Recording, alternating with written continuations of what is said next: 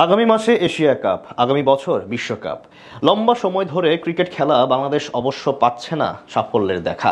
তবে এবার স্বপ্ন দেখতেই পারে একটি ট্রফি ছুঁয়ে দেখার, যদিও সেজন্য করতে হবে প্রচেষ্টা।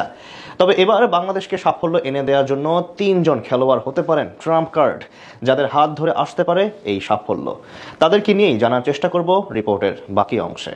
ক্রিকেট শুধু একটি খেলা নয়, এই দেশে এটি যেন একটি আবেগ ও একটি আত্মপরিচয়।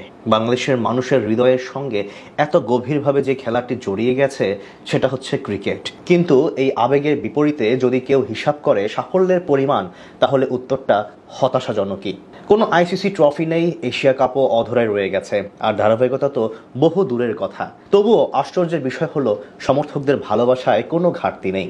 এখনও গ্যালারিতে উন্মাদনা থাকে সব সময়। সমর্থকেরা জানেন না দল জিতবে কি জিতবে না, তবুও তারা জার্সি পরে আসেন, পতাকা হাতে মাঠে দাঁড়ান, গলা ফাটান প্রিয় তারকার জন্য। তারা যেন একটাই বার্তা দেন, তোমরা হতাশ করলেও আমরা থামবো না, কারণ টাইগাররা একদিন ইতিহাস রচনা করবে, এটাই সবার চাওয়া। যদি প্রত্যাশা হয় আকাশ ছোঁয়া, তবে স্বপ্ন কেন কম হবে? আর সেটা হয়ে যাক না এবছরেই। এশিয়া কাপেই না হয় এবার বাংলাদেশ স্বপ্ন দেখুক প্রথমবারের মতো শিরোপা ছুঁয়ে দেখার। যদিও সেই স্বপ্ন পূরণে পাড়ি দিতে হবে লম্বা পথ, বাংলাদেশকেও এগিয়ে যেতে হবে। তবে এই টুর্নামেন্ট কিংবা আসন্ন বিশ্বকাপে ভালো করতে গেলে লাগবে ট্রাম্প কার্ড, যারা বাংলাদেশকে সাহায্য করবে বড় কিছু জয় করতে, যাদের পারফরমেন্স গড়ে দিতে পারে পার্থক্য। তবে চলুন দেখে নেওয়া যাক তাদেরকে।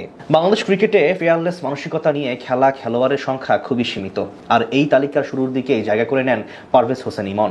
ব্যাট হাতে মাঠে নামলেই যেন বোঝাতে চান, আমি এসেছি চালিয়ে খেলার জন্য, ভয় পেয়ে নয়। ইমনের সবচেয়ে বড় শক্তি হলো পাওয়ার প্লেতে তার বিধ্বংসী ব্যাটিং। প্রথম 6 ওভারে কিভাবে 2জন ফিল্ডার বাইরে থাকার সুবিধা নেওয়া লাগে সেটা সে জানে অসাধারণভাবে। কাভার ড্রাইভ, পুল, স্লগ, প্রতিটি শটেই থাকে আত্মবিশ্বাস আর আগ্রাসনের মিশ্রণ। তার ব্যাটে প্রথম দিকে দ্রুত রান উঠলে গোটা দলের রানের ভিত্তি তৈরি হয়ে যায়। ইমনকে তাই খেলতে হবে গুরুত্বপূর্ণ পার্ট। দ্বিতীয় ব্যক্তি হতে পারে নিশাদ হোসেন। লেগ স্পিনার হিসেবে তার ভেরিয়েশন অসাধারণ। গুগলি, টপ স্পিন, স্লোয়ার সবকিছু রয়েছে তার হাতের মুঠোয়। টি-20 ফরম্যাটে লেগ স্পিনাররা ম্যাচ ঘোরানোর জন্য দারুণ গুরুত্বপূর্ণ, বিশেষ করে মিডল ওভারে করতে পারেন ব্যাটিং। সব মিলিয়ে তাকে নিয়েও থাকবে আশা। আরেকজন হতে পারেন তানজিম হাসান সাকিব। সুইং ও নিয়ন্ত্রিত বোলিং এর কম্বিনেশনে বাংলাদেশের পাওয়ার প্লে বোলিং এর বড় শক্তি হয়ে উঠেছেন তিনি। প্রথম 6 ওভারে ব্রেক থ্রু এনে দিতে পারেন, পাশাপাশি ডেথ ওভারে ইয়র্কার ও স্লোয়ারেও দক্ষতা বাড়াচ্ছেন। এছাড়া দলের প্রয়োজনে প্রায় সময় দেখা যায় ব্যাট হাতে জ্বলে উঠছেন তিনি। সব মিলিয়ে তিনিও হতে পারেন ট্রাম্প কার্ড। মুস্তাফিজ, লিটন, তাসকিনের মতো অভিজ্ঞদের সাথে যদি তারাও জ্বলে উঠতে পারেন, তবে ট্রফির স্বপ্ন বোনার এইটাই যে পারফেক্ট সময় বাংলাদেশের।